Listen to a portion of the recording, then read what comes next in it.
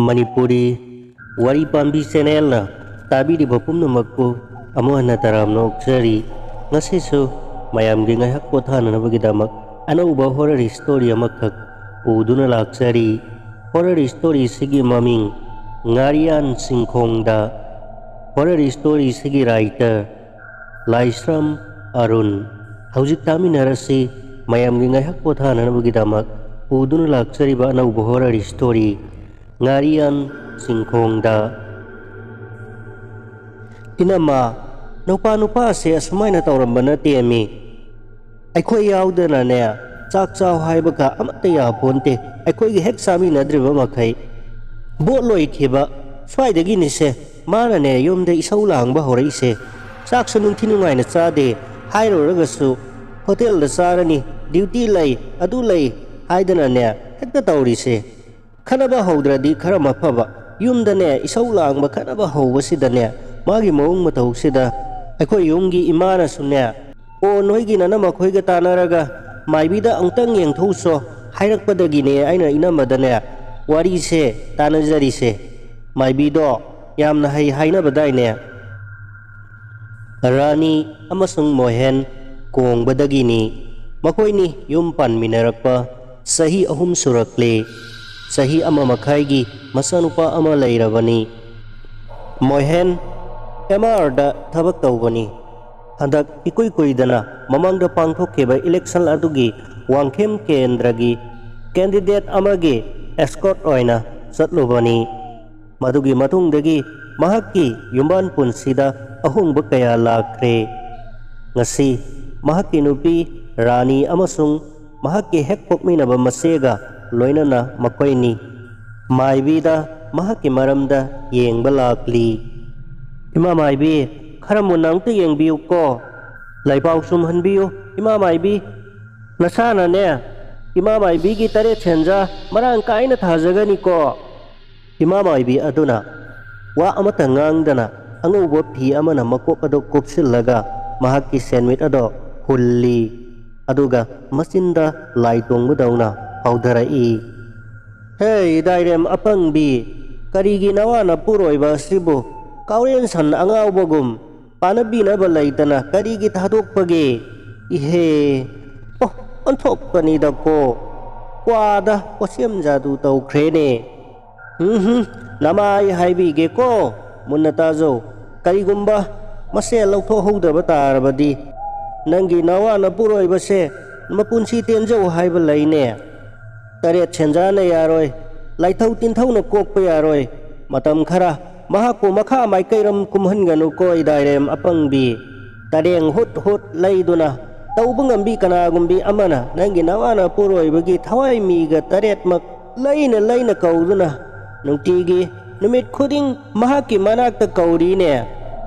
saroi ngaroi phattaba ongnau laimu tinmu phattaba thengnau haiba laine nawana puroi bagi mapunsi chengjel ni jaho hai karigumba makha mai kairam chalhalabadi awa sai theng nangjau haiba laine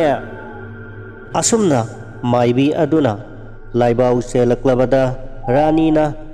ima maibi aduda pumna makokpi nanaba aza puja tawbugi maramda pupna hangjakhi maibi aduna laitin khurumduna mahakit apaibada sase kokpungamloi mahakpu matam khara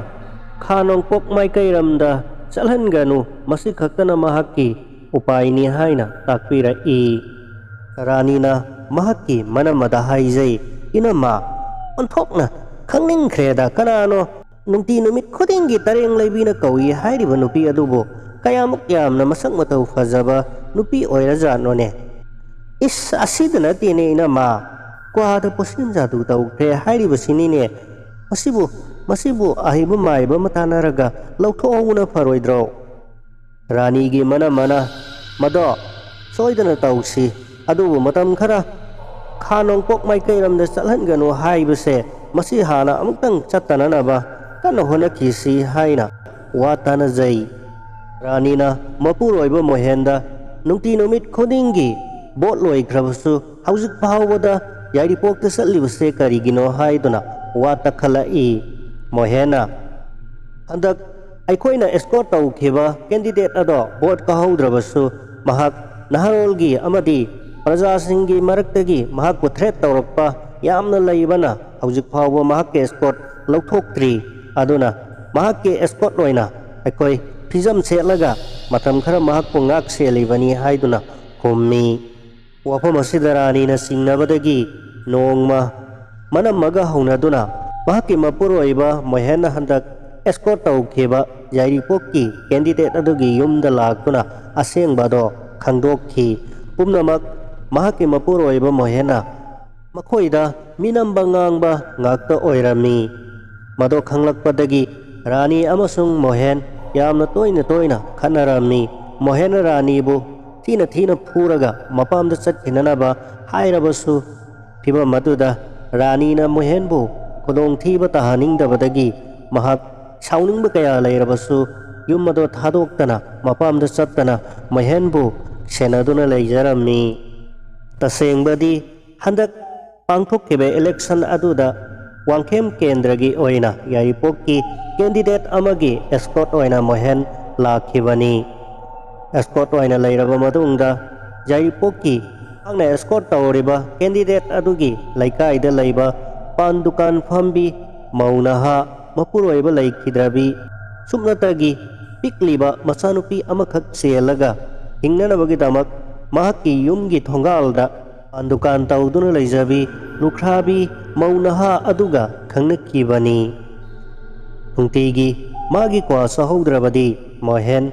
ꯆꯠꯐꯝ ꯊꯣꯛꯐꯝ ꯈꯪꯗꯕ ꯇꯧꯐꯝ ꯈꯪꯗꯕ ꯃꯍꯥꯛꯀꯤ ꯗ꯭ꯌꯨꯇꯤꯗ ꯄꯨꯛꯅꯤꯡ ꯆꯪꯗꯕ ꯁꯦꯡꯅ ꯍꯥꯏꯔꯕꯗ ꯍꯧꯖꯤꯛꯇꯤ ꯃꯧ ꯅꯍꯥ ꯑꯗꯨꯗ ꯄꯨꯛꯅꯤꯡ ꯆꯞ ꯌꯨꯡꯅ ꯂꯦꯞꯈ꯭ꯔꯦ ꯃꯧ ꯅꯍꯥꯗꯣ ꯍꯧꯖꯤꯛꯇꯤ ꯃꯍꯥꯛꯀꯤ ꯑꯅꯤꯁꯨꯕꯤ ꯅꯨꯄꯤꯒꯨꯝꯅ ꯂꯩꯔꯕꯅꯤ ꯃꯍꯥꯛꯀꯤ ꯌꯨꯝꯒꯤ ꯕꯥꯔ ꯑꯌꯥꯝꯕ ꯃꯣꯍꯦꯟꯅ ꯌꯦꯡꯁꯤꯟꯕ ꯍꯧꯔꯛꯂꯕꯅꯤ ꯚꯣꯠ ꯂꯣꯏꯈ꯭ꯔꯕꯁꯨ ꯀꯦꯟꯗꯤꯗꯦꯠ ꯑꯗꯨꯗꯒꯤ ꯑꯦꯁꯀꯣꯔꯠꯁꯤꯡ ꯂꯧꯊꯣꯛꯈ꯭ꯔꯕꯁꯨ ꯉꯁꯤ ꯃꯣꯍꯦꯟꯅ ꯃꯍꯥꯛꯀꯤ ꯌꯨꯝꯗ ꯑꯃꯗꯤ ꯃꯍꯥꯛꯀꯤ ꯅꯨꯄꯤ ꯔꯥꯅꯤꯗ ꯃꯤꯅꯝꯗꯨꯅ ꯍꯧꯖꯤꯛ ꯐꯥꯎꯕ ꯑꯦꯁꯀꯣꯔꯠ ꯆꯠꯂꯤꯕꯅꯤ ꯍꯥꯏꯗꯨꯅ ꯃꯍꯥꯛꯀꯤ ꯀꯥꯔ ꯑꯗꯨꯗ ꯍꯦꯛ ꯌꯥꯏꯔꯤꯄꯣꯛ ꯂꯝꯗꯝ ꯄꯥꯡꯉꯤ ꯃꯁꯦ ꯅꯨꯃꯤꯠ ꯈꯨꯗꯤꯡꯒꯤꯅꯤ ꯍꯥꯏꯕ ꯌꯥꯏ ꯔꯥꯅꯤꯅ ꯃꯍꯥꯛꯀꯤ ꯃꯄꯨꯔꯣꯏꯕ ꯃꯣꯍꯦꯟꯒꯤ ꯂꯝꯆꯠ ꯁꯥꯖꯠ ꯑꯁꯤꯗ ꯅꯣꯡꯃꯒꯤ ꯆꯤꯡꯅꯕ ꯍꯦꯜꯂꯛꯇꯨꯅ ꯃꯍꯥꯛ ꯍꯧꯖꯤꯛ ꯃꯍꯥꯛꯅ ꯆꯠꯂꯤꯕꯁꯦ ꯀꯗꯥꯏꯗꯅꯣ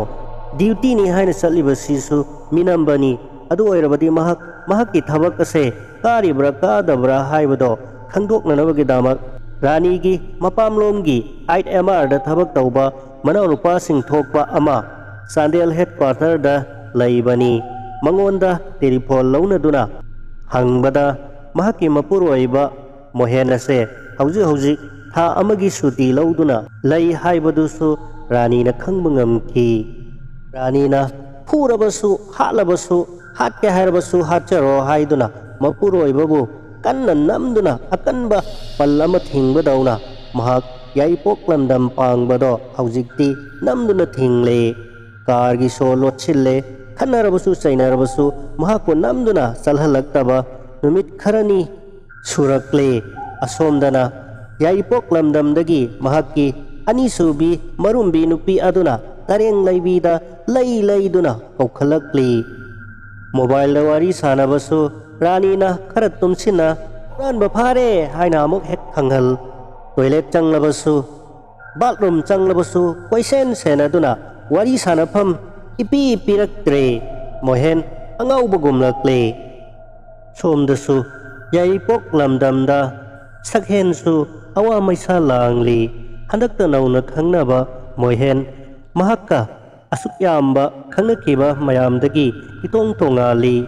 ꯃꯕꯨꯛꯆꯦꯜ ꯆꯥꯝꯃꯤ ꯃꯁꯛ ꯃꯇꯧ ꯐꯖꯩ ꯑꯗꯨꯒ ꯃꯥꯒꯤꯗꯃꯛꯇꯁꯨ ꯌꯥꯝꯅ ꯋꯥꯕꯤ ꯃꯍꯥꯛꯀꯤ ꯃꯆꯥꯗꯨꯕꯨ ꯃꯍꯥꯛꯅ ꯍꯦꯛ ꯄꯣꯛꯆꯕ ꯃꯆꯥꯗꯧꯅ ꯃꯇꯝ ꯈꯔ ꯂꯣꯏꯅꯕꯗꯨꯗ ꯌꯥꯝꯅ ꯂꯨꯅ ꯇꯧꯕꯤꯔꯝꯃꯤ ꯃꯗꯨꯃꯛꯇꯅ ꯁꯛꯍꯦꯟꯅ ꯃꯣꯍꯦꯟꯕꯨ ꯀꯥꯎꯕ ꯉꯝꯗꯦ ꯇꯔꯦꯡ ꯂꯩꯗꯨꯅ ꯃꯣꯍꯦꯟꯕꯨ ꯀꯧꯈꯠꯂꯛꯏ ꯑꯗꯨꯒ ꯍꯥꯏꯔꯛꯏ ꯅꯪꯒꯤ ꯅꯨꯄꯤ ꯑꯗꯨꯕꯨ ꯇꯥꯟꯊꯣꯛꯈꯣ ꯅꯠꯇ꯭ꯔꯒ ꯍꯥꯠꯇꯣꯛꯈꯤꯒꯦꯔꯥ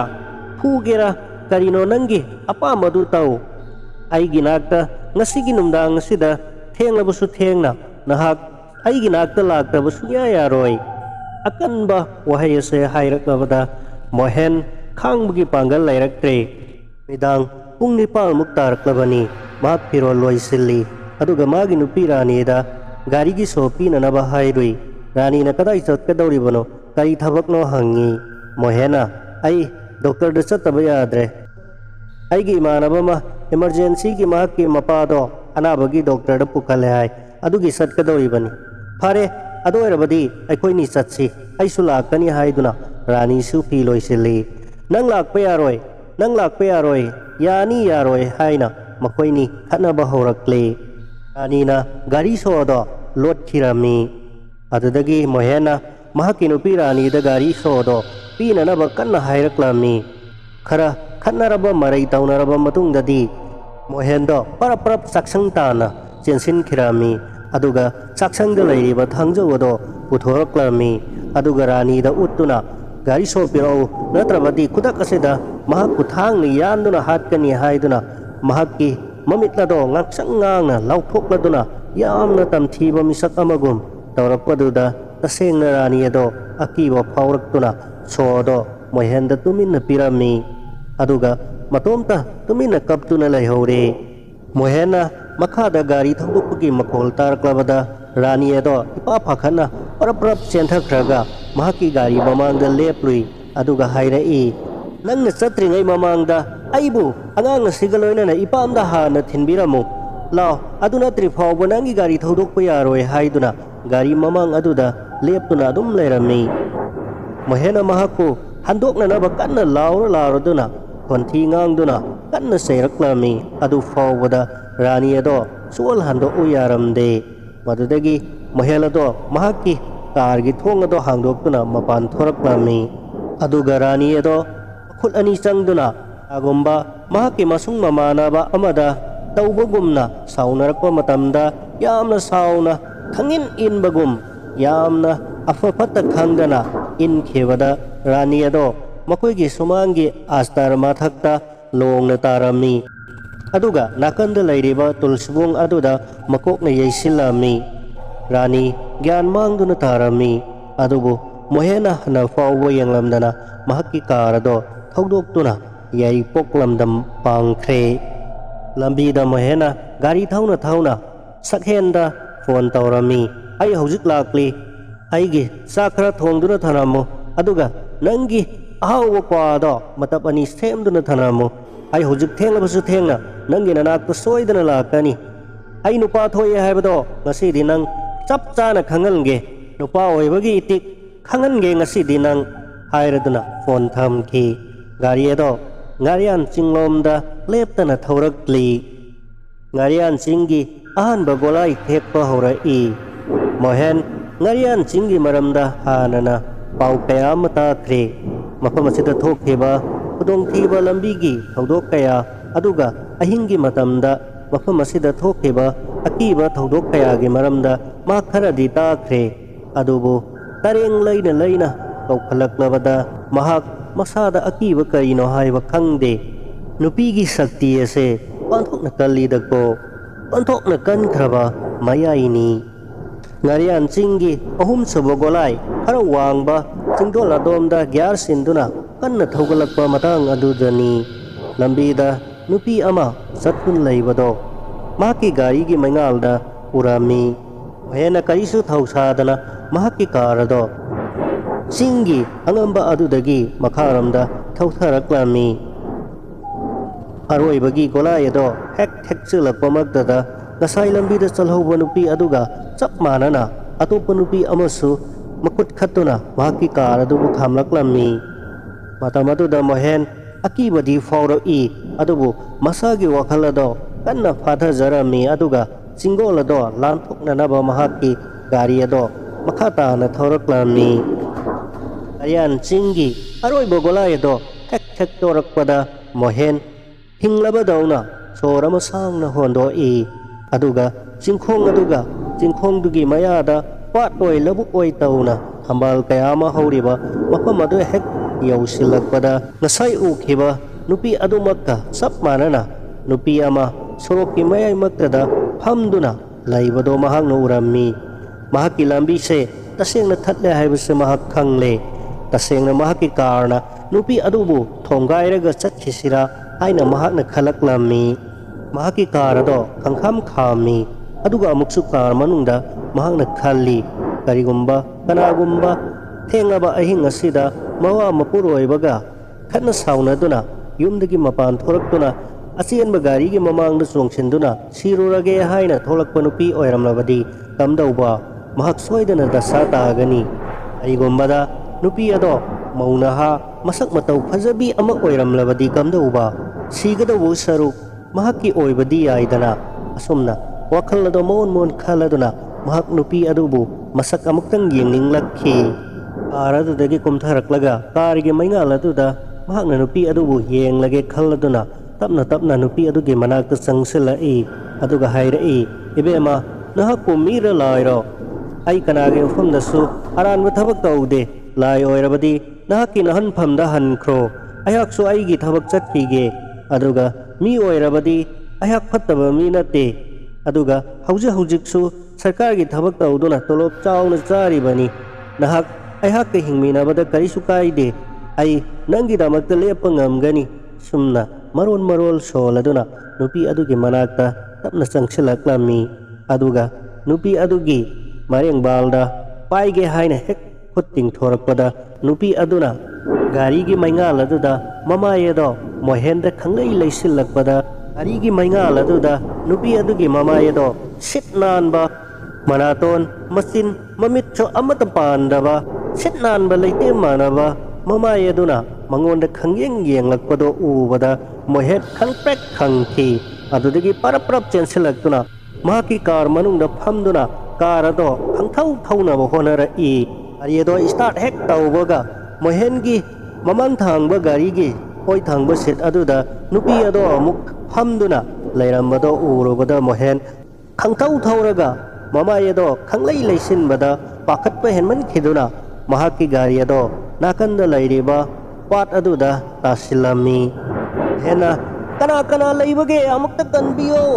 kanbiyo aigi thawai se amukta kanbiyo haiduna kanna ahing aduda laurami adubu duna leiriba mahaki kargi engine makhol aduna kana karimata sutaba phangde thambal hobo pat oijarabasu pat machado yamna theli hudagi khajitang henba ising leibaduda mahakna kargi thongado wana hangdoktuna mapan thoraklami aduga mafam marang khangdana pat adudagi mamaduna lambi adomda karakna naba honaraklami mahakna wana kana naba honaringai talak aduda mahakki makhongda saudaba khut amana kanna yalaklami aduga pat aduda kanna singthanaba honaraklami mohen pakhat manduna laubu thoktre mahakki wakhalda kanna laurami adubu khonjeldi pakhatpa henman khiduna amatasu thoktre mohenna angang nupi macha khara khangna hauna nupagi khonjel adusu tarami pat aduda nupi macha mayam ama makhutta thambal paira duna sanaduna amana amabu tanaduna sanabagi khonjel ado mahakna tai mahakki mamitta masing marang oina mamai mamit pandabi sam sangrong sangbi mafi marol suningti nungaina chet chadabi nupi mayam ama magi thokpa kadai dano chatnaribado mohena ui yamna thabak chinbagi mataugum nupi sing aduna koichat chatlibasing adugi maraktagi mohena kanna kauriba mahakku kanbina naba lauribado tabagi mataugum masak matau fajabi mafi matat marang setpi naha oiribi nupi ama mahaki manak tamna sangsilaklami yengbada mamai mamitchu pali nupi amagi sangkholaba saktamni ingtaplabi maithong aduna momon tauraduna mohengi manak sangsilakbada mohen kanna laurambado tuminna laikre mahakku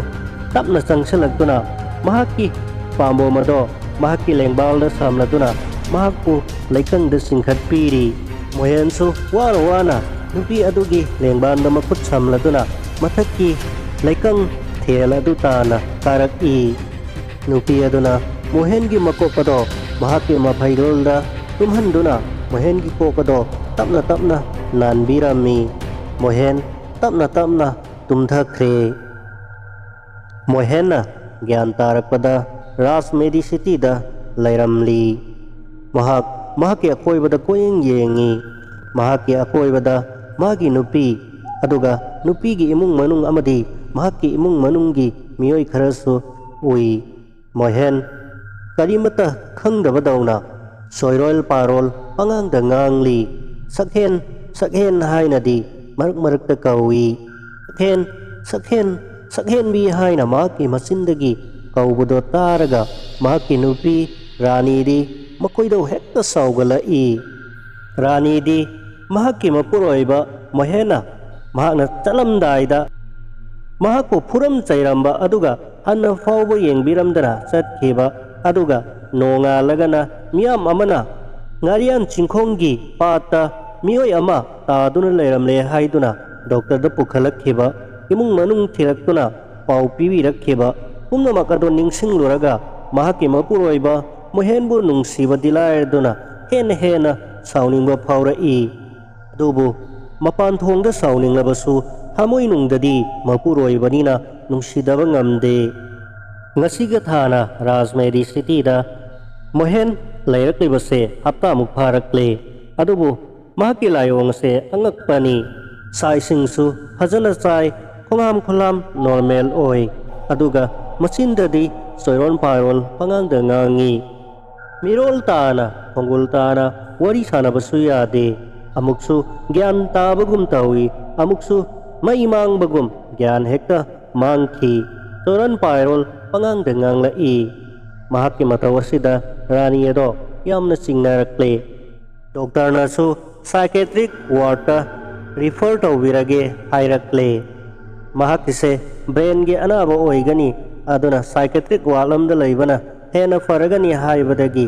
ꯔꯥꯅꯤ ꯑꯃꯗꯤ ꯃꯍꯥꯛꯀꯤ ꯏꯃꯨꯡ ꯃꯅꯨꯡ, ꯃꯍꯥꯛꯀꯤ ꯃꯅꯃꯁꯤꯡ ꯇꯥꯟꯅꯔꯒ ꯃꯍꯥꯛꯄꯨ ꯌꯨꯝꯗ ꯑꯣꯏꯅ ꯄꯨꯊꯔꯛꯂꯦ꯫ ꯃꯣꯍꯦꯟ ꯃꯈꯣꯏꯒꯤ ꯁꯨꯃꯥꯡꯒꯤ ꯅꯥꯀꯜ ꯑꯃꯗ ꯎꯔꯨꯝ ꯑꯣꯏꯅ ꯇꯧꯕ ꯃꯐꯝ ꯑꯗꯨꯗ ꯐꯛ ꯑꯃ ꯊꯥꯗꯨꯅ ꯐꯖꯅ ꯇꯨꯝꯍꯜꯂꯤ꯫ ꯅꯥꯀꯜꯗꯅ ꯔꯥꯅꯤ ꯑꯗꯣ ꯃꯅꯝꯃ ꯑꯃꯗꯤ ꯃꯍꯥꯛꯀꯤ ꯑꯄꯣꯛꯄꯤ ꯃꯃꯥꯒ ꯐꯝꯃꯤꯟꯅꯗꯨꯅ ꯋꯥ ꯇꯥꯅꯔꯤ꯫ ꯔꯥꯅꯤꯅ, "ꯏꯅꯝꯃ, ꯑꯩꯈꯣꯏꯅ ꯃꯃꯥꯡꯗ ꯌꯦꯡꯂꯨꯕ ꯃꯥꯏꯕꯤ ꯑꯗꯣ ꯌꯥꯝꯅ ꯆꯨꯝꯃꯤ꯫ ꯑꯁꯤꯒꯨꯝꯕ ꯊꯧꯗꯣꯛ ꯑꯁꯦ ꯊꯣꯛꯀꯅꯤ ꯍꯥꯏꯗꯨꯅ ꯃꯍꯥꯛꯅ ꯍꯥꯟꯅ ꯂꯥꯏꯕꯥꯎ ꯆꯦꯜꯂꯛꯈ꯭ꯔꯕꯅꯤ꯫ ꯑꯩꯅꯁꯨ ꯌꯥꯝꯅ ꯀꯟꯅ ꯊꯤꯡꯅꯅꯕ ꯍꯣꯠꯅꯖꯕꯅꯤ, ꯑꯗꯨꯕꯨ ꯎꯄꯥꯏꯃꯛ ꯂꯩꯃꯟꯈꯤꯗꯕꯗꯒꯤ ꯇꯧꯈꯤꯕ ꯊꯧꯗꯣꯛꯅꯤ꯫ ꯃꯥꯒꯤꯁꯦ ꯁꯣꯏꯗꯅ ꯂꯥꯏꯑꯣꯛ ꯇꯤꯟꯑꯣꯛ ꯇꯧꯕ ꯑꯣꯏꯒꯅꯤ꯫ ꯉꯥꯔꯤꯌꯥꯟ ꯆꯤꯡꯁꯦ ꯃꯤꯅ ꯀꯔꯤꯅꯣ ꯌꯥꯝꯅ ꯉꯥꯡꯅꯕꯅꯤ꯫ ꯃꯍꯥꯛꯅ ꯇꯥꯗꯨꯅ ꯂꯩꯔꯝꯂꯤꯕ ꯉꯥꯔꯤꯌꯥꯟ ꯆꯤꯡꯈꯣꯡꯒꯤ ꯄꯥꯠ ꯑꯗꯨꯁꯨ ꯀꯔꯤꯅꯣ ꯌꯥꯝꯅ ꯍꯥꯏꯅꯩ꯫ ꯑꯗꯨꯅ ꯃꯥꯏꯕꯤ ꯑꯗꯨꯗ ꯑꯃꯨꯛꯇꯪ ꯇꯥꯟꯅꯔꯨꯁꯤ ꯏꯅꯝꯃ" ꯍꯥꯏꯅ ꯋꯥꯔꯤ ꯁꯥꯟꯅꯔꯤꯉꯩ ꯇꯥꯂꯛ ꯑꯗꯨꯗ ꯃꯣꯍꯦꯟꯅ ꯃꯤꯀꯞ ꯊꯣꯔꯛꯇꯨꯅ "ꯁꯛꯍꯦꯟꯕꯤ, ꯑꯩꯒꯤ ꯀ꯭ꯋꯥ ꯑꯃꯠꯇ ꯁꯦꯝꯂꯛꯎ" ꯍꯥꯏꯗꯨꯅ ꯀꯟꯅ ꯍꯥꯏꯔꯛꯂꯝꯃꯤ꯫ ꯔꯥꯅꯤ ꯑꯗꯣ ꯄꯤꯡ ꯂꯥꯎꯅ ꯄꯥꯟꯈ꯭ꯔꯦ꯫ ꯃꯍꯥꯛꯀꯤ ꯅꯥꯀꯟꯗ ꯂꯩꯔꯝꯕ ꯆꯥ ꯊꯛꯄ ꯂꯣꯏꯈꯤꯕꯇ ꯉꯥꯏꯕꯒꯤ ꯑꯍꯥꯡꯕ ꯀꯞ ꯑꯗꯣ ꯄꯥꯏꯗꯨꯅ ꯃꯣꯍꯦꯟꯗ ꯂꯪꯁꯤꯜꯂꯤ, ꯑꯗꯨꯒ "ꯁꯦ, ꯅꯪꯒꯤ ꯀ꯭ꯋꯥ ꯁꯤꯗ ꯂꯩꯔꯦ" ꯍꯥꯏꯗꯨꯅ ꯈꯪꯂꯪ ꯂꯪꯁꯤꯜꯂꯤ꯫ ꯔꯥꯅꯤꯒꯤ ꯃꯃꯥꯅ "ꯇꯧꯅꯨ ꯏꯕꯦꯝꯃ, ꯐꯠꯇꯦ, ꯅꯋꯥ ꯅꯄꯨꯔꯣꯏꯕꯗ ꯑꯗꯨꯝꯅ ꯇꯧꯕ ꯐꯠꯇꯦ" ꯍꯥꯏꯗꯨꯅ ꯈꯥꯝꯖꯤꯜꯂꯤ꯫ ꯔꯥꯅꯤꯅ ꯐꯨꯛ ꯍꯧꯒꯠꯈꯤꯗꯨꯅ ꯏꯃꯨꯡꯂꯣꯝꯗ ꯄꯔꯞ ꯆꯪꯈꯤ, ꯑꯗꯨꯒ ꯃꯣꯍꯦꯟꯒꯤ ꯐꯣꯟ ꯑꯗꯣ ꯑꯃꯨꯛ ꯄꯨꯗꯨꯅ ꯊꯣꯔꯛꯏ꯫ "ꯌꯦꯡꯉꯨꯇꯣ, ꯐꯣꯟꯁꯦ ꯃꯥꯅ ꯁꯛꯍꯦꯟꯕꯤꯒꯤ ꯃꯅꯥꯛꯇ ꯑꯍꯤꯡ ꯑꯗꯨꯗ ꯆꯠꯄꯗ ꯃꯈꯣꯏꯅꯤ ꯂꯝꯕꯤꯗ ꯋꯥꯔꯤ ꯁꯥꯟꯅꯕꯒꯤ ꯔꯦꯀꯣꯔꯗ ꯃꯌꯥꯝ ꯑꯃ ꯌꯥꯎꯔꯤ꯫ ꯂꯥꯏꯕꯛ ꯐꯗꯅ ꯃꯥꯒꯤ ꯑꯦꯛꯁꯤꯗꯦꯟ ꯑꯗꯨꯗ ꯑꯍꯥꯟꯕ ꯊꯦꯡꯅꯕ ꯃꯤꯁꯤꯡ ꯑꯗꯨꯅꯅꯦ ꯐꯣꯟꯁꯦ ꯑꯃꯨꯛ ꯄꯤꯕꯤꯔꯛꯄꯒꯤ ꯋꯥꯅꯤ꯫ ꯍꯧꯖꯤꯛꯇꯤ ꯃꯥꯅ ꯐꯣꯟ ꯍꯦꯛ ꯇꯧꯔꯤꯕꯤ ꯁꯛꯍꯦꯟꯕꯤ ꯍꯥꯏꯔꯤꯕ ꯅꯨꯄꯤꯁꯦ, ꯃꯥ ꯍꯦꯛ ナꯕ ꯐꯕꯒꯅꯦ ꯑꯩꯅ ꯑꯃꯨꯛꯇꯪ ꯆꯠꯂꯒ ꯈꯨꯗꯥꯡ ꯑꯁꯤꯗꯅꯦ ꯃꯁꯝ ꯑꯗꯣ ꯌꯦꯠꯂꯒ ꯎꯔꯨꯔꯨ ꯑꯃꯨꯛꯇꯪ ꯂꯩꯒꯗꯧꯔꯤꯕꯅꯤ꯫ ꯃꯥꯅ ꯇꯔꯦꯡ ꯂꯩꯕꯤꯗ ꯀꯧꯔꯤꯕꯗꯨꯃꯥꯏꯅꯅꯦ ꯑꯩꯅ ꯇꯔꯦꯡ ꯂꯩꯕꯗꯧꯅ ꯃꯥꯒꯤ ꯃꯁꯝ ꯑꯗꯣ ꯈꯨꯗꯥꯡ ꯑꯁꯤꯗ ꯌꯦꯠꯂꯒ ꯍꯥꯏꯔꯒꯅꯦ ꯂꯩꯒꯗꯧꯔꯤꯕꯅꯤ" ꯍꯥꯏꯗꯨꯅ ꯔꯥꯅꯤꯅ ꯁꯥꯎꯅ ꯃꯅꯝꯃ ꯑꯃꯗꯤ ꯃꯃꯥꯗ ꯍꯥꯏꯔꯛꯏ꯫ ꯑꯗꯨꯒ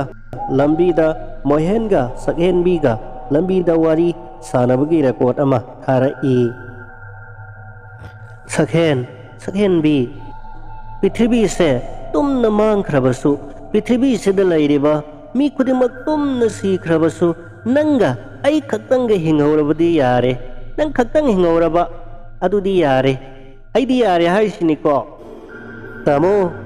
ꯑꯗꯨꯕꯨ ꯏꯟꯁꯥꯡ ꯃꯊꯦꯜ ꯑꯃꯠꯇ ꯆꯥꯕꯒ ꯏꯟꯁꯥꯡ ꯃꯊꯦꯜ ꯑꯅꯤ ꯆꯥꯕꯒ ꯀꯔꯝꯕꯅ ꯄꯥꯝꯕꯒꯦ? ꯑꯩꯗꯤ ꯃꯊꯦꯜ ꯑꯅꯤ ꯆꯥꯅꯤꯡꯉꯤꯕꯣ꯫ ꯑꯗꯨꯕꯨꯅꯦ ꯃꯊꯦꯜ ꯑꯅꯤ ꯆꯥꯒꯦ ꯍꯥꯏꯗꯨꯅ ꯆꯥꯕꯗꯤ ꯅꯠꯇꯦ, ꯂꯥꯏꯅꯅꯦ ꯆꯥꯎ ꯍꯥꯏꯅ ꯇꯝꯂꯛꯄ꯫ ꯇꯥꯃꯣꯁꯨ ꯂꯥꯏꯕꯛꯇꯅꯦ ꯏꯟꯁꯥꯡ ꯃꯊꯦꯜ ꯑꯅꯤ ꯆꯥꯎ ꯍꯥꯏꯅ ꯇꯝꯂꯛꯄꯅꯅꯦ꯫ ꯇꯟꯖꯥꯗꯨꯗ ꯔꯥꯅꯤꯒꯤ ꯃꯃꯥꯅ ꯏꯕꯦꯝꯃ ꯌꯥꯔꯦ ꯅꯪꯒꯤ ꯔꯦꯀꯣꯔꯗꯇꯣ ꯑꯝꯇ ꯃꯨꯠꯍꯜꯂꯣ, ꯐꯣꯟꯗꯣ ꯆꯠꯂꯣ ꯏꯃꯨꯡꯗ ꯊꯝꯃꯨꯔꯣ, ꯃꯥꯡꯈꯤꯅꯤ, ꯃꯤꯅ ꯀꯥꯞꯄꯨ ꯂꯥꯛꯈꯤꯅꯤ꯫ ꯌꯥꯔꯦ ꯆꯠꯂꯣ ꯊꯝꯖꯤꯟꯖꯔꯨꯔꯣ ꯍꯥꯏꯔꯛꯏ꯫ ꯁꯤꯅꯤ ꯏꯃꯥ ꯄꯨꯔꯛ ꯆꯥꯈ꯭ꯔꯖꯥꯠꯅꯤ꯫ ꯇꯕꯨ ꯑꯩꯅ ꯃꯥꯒꯤ ꯁꯦꯕꯥ ꯇꯧꯗꯨꯅꯅꯦ ꯂꯩꯔꯤꯅꯤ ꯇꯧꯔꯤꯁꯦ꯫ ꯃꯃꯥꯏꯁꯤꯗ ꯆꯥꯒꯤ ꯀꯞ ꯂꯪꯁꯤꯟꯕꯤꯔꯤꯁꯦ ꯃꯐꯔꯕꯅꯤ, ꯈꯔ ꯂꯩꯔꯒꯗꯤꯅꯦ ꯆꯧꯀ꯭ꯔꯤꯒ ꯂꯪꯁꯤꯜꯂꯛꯈꯤꯗꯣꯏꯖꯥꯠꯅꯤ꯫ ꯔꯥꯅꯤꯒꯤ ꯃꯅꯝꯃꯅ ꯌꯥꯔꯦ ꯏꯕꯦꯝꯃ, ꯌꯥꯔꯒꯗꯤ ꯈꯔ ꯊꯨꯅ ꯃꯥꯏꯕꯤ ꯑꯗꯣ ꯑꯃꯨꯛꯇꯪ ꯇꯥꯟꯅꯅꯕ ꯇꯧꯁꯤ꯫ ꯑꯩ ꯑꯅꯥꯕꯁꯦ ꯅꯨꯄꯥꯁꯦ ꯁꯦꯟꯅꯔꯝꯒꯦ꯫ ꯏꯅꯦꯒꯅꯦ ꯅꯪꯒ ꯆꯠꯂꯒ ꯃꯥꯏꯕꯤ ꯑꯗꯣ ꯍꯧꯖꯤꯛꯃꯛ ꯍꯦꯛꯇ ꯑꯃꯨꯛꯇ ꯎꯅꯅꯕ, ꯃꯍꯥꯛꯄꯨ ꯑꯃꯨꯛꯇ ꯂꯥꯌꯦꯡꯅꯅꯕꯅꯦ ꯍꯣꯠꯅꯅꯕ ꯇꯧꯁꯤꯀꯣ ꯍꯥꯏꯔꯛꯂꯝꯃꯤ꯫ ꯁꯣꯝꯗꯅ ꯁꯛꯍꯦꯟꯕꯤ ꯑꯗꯣ ꯃꯍꯥꯛꯄꯨ ꯎꯅꯅꯕ ꯂꯥꯛꯄ ꯑꯍꯤꯡ ꯑꯗꯨꯗꯒꯤ ꯒꯥꯔꯤ ꯑꯦꯛꯁꯤꯗꯦꯟ ꯇꯧꯗꯨꯅ ꯉꯥꯔꯤꯌꯥꯟ ꯆꯤꯡꯒꯤ ꯆꯤꯡꯈꯣꯡꯗ ꯕꯨꯠ ꯅꯨꯄꯤ ꯑꯃ ꯊꯦꯡꯅꯗꯨꯅ ꯂꯥꯏꯌꯣꯛ ꯇꯤꯟꯂꯣꯛ ꯇꯧꯕꯗꯒꯤ ꯃꯣꯏꯍꯦꯟ ꯑꯗꯣ ꯆꯣꯏꯔꯣꯟ ꯄꯥꯏꯔꯣꯜ ꯄꯉꯥꯡꯗ ꯉꯥꯡꯗꯅ ꯃꯤꯔꯣꯜ ꯇꯥꯗꯅ ꯉꯥꯎꯅ ꯐꯩꯅ ꯂꯩꯔꯦ ꯍꯥꯏꯕ ꯄꯥꯎ ꯑꯗꯣ ꯁꯛꯍꯦꯟꯁꯨ ꯇꯥꯔꯝꯃꯤ꯫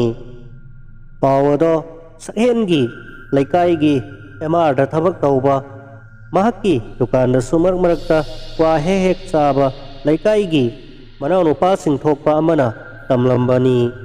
ꯄꯥꯎ ꯑꯗꯨ ꯍꯦꯛ ꯐꯪꯕꯗꯒꯤ ꯁꯛꯍꯦꯟꯁꯨ ꯗꯨꯀꯥꯟ ꯅꯤꯡꯊꯤ ꯅꯨꯡꯉꯥꯏꯅ ꯍꯥꯡꯈꯤꯗ꯭ꯔꯦ꯫ ꯑꯗꯨꯒ ꯃꯍꯥꯛꯁꯨ ꯃꯁꯥꯗꯣ ꯄꯥꯈꯠꯄꯅ ꯂꯣꯏꯔꯦ꯫ ꯀꯔꯝ ꯇꯧꯔꯛꯀꯗꯒꯦ